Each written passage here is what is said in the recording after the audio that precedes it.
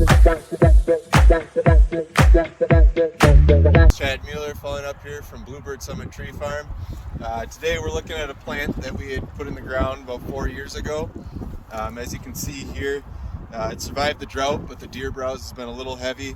We've tried to kind of get around that by stapling these index cards around the buds. So we've successfully done that here at this bud, but as you can see here, the leader was nibbled off.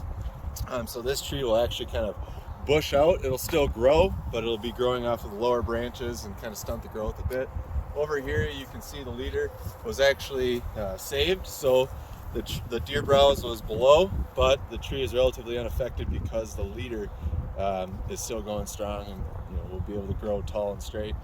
But then a follow-up to the attrition with drought and deer browse is to supplement your planting and come back and hand plant, because we were able to mechanically plant all of this, but now we're going through with coming in and filling in the bare spots, as you can see with Paul here.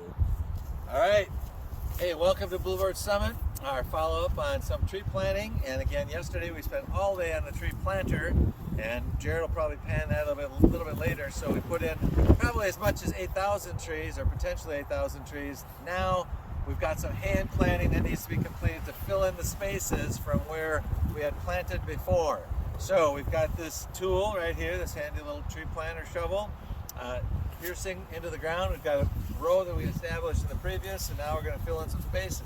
So the trick is to find the previous groove that had been cut. Make sure you got enough of an opening so you're not crowding the other trees.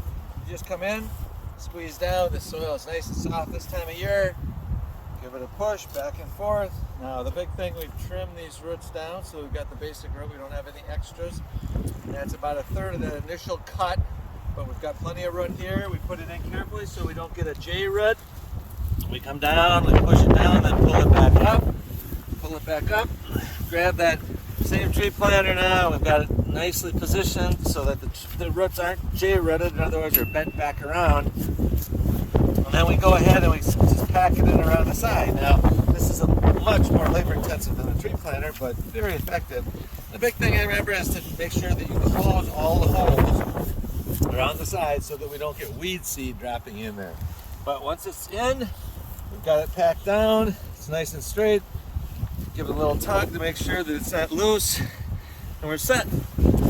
That's what we're going to do for another probably 200 trees today and another couple hundred tomorrow. Just a whole fill in the spaces. So here's the work that we did, and this is the work we're going to do. Bye.